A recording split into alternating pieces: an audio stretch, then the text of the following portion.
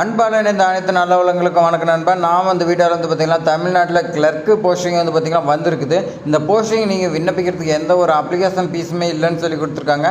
அதேமாதிரி பார்த்திங்கன்னா உங்களுக்கு எக்ஸாமினேஷனுமே இல்லைன்னு சொல்லி கொடுத்துருக்காங்க. வேறு எப்படி வந்து பார்த்திங்கன்னா செலக்ஷன் ப்ராசஸ் வச்சுருக்காங்கன்னா நேர்காணல் மட்டும்தான் உங்களை வந்து பார்த்திங்கன்னா நீங்கள் விண்ணப்பிச்சிங்களோ உங்களுடைய அப்ளிகேஷன் ஃபார்ம் வந்து பார்த்திங்கன்னா உங்களுடைய சர்டிஃபிகேட் வச்சு பார்த்திங்கன்னா ஷார்ட் லிஸ்ட் பண்ணுவாங்க.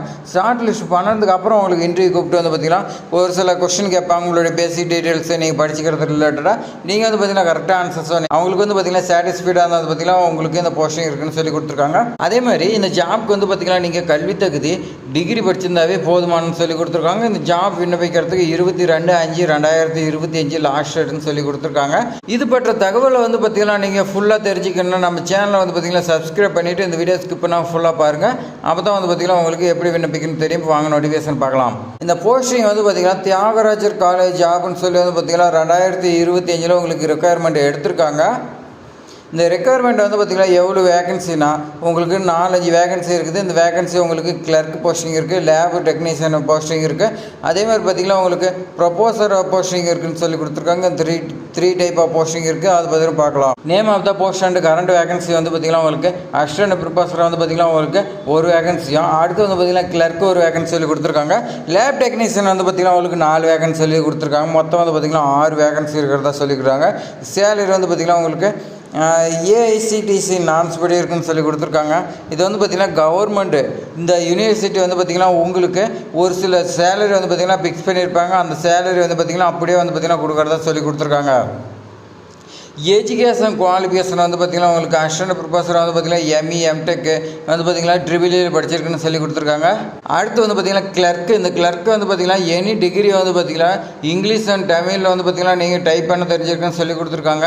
கிளர்க்கு வந்து பார்த்திங்கன்னா டிகிரி படிச்சிருக்கணும், அதோட நீங்கள் வந்து பார்த்திங்கன்னா இங்கிலீஷ் தமிழ் டைப் பண்ண தெரிஞ்சுன்னு சொல்லி கொடுத்துருக்காங்க. லேப் டெக்னீஷியன் வந்து பார்த்திங்கன்னா டிப்ளமோ படிச்சிருக்கணும். அப்படி இல்லைனா நீங்கள் வந்து பார்த்திங்கன்னா பிஎஸ்சி கெமிஸ்ட்ரி படிச்சிருக்கலாம்னு சொல்லி கொடுத்துருக்காங்க. டிப்ளமோவில் நீங்கள் எந்த ரிலேட்டடாக வந்து பார்த்திங்கன்னா எந்த சப்ஜெக்ட் படிச்சிருந்தாலும் எலிஜிபிள்னு சொல்லி கொடுத்துருக்காங்க. ஏஜ் லிமிட் வந்து பார்த்திங்கன்னா எந்த ஒரு மென்ஷன் பண்ண கிடையாதுன்னு சொல்லி கொடுத்துருக்காங்க.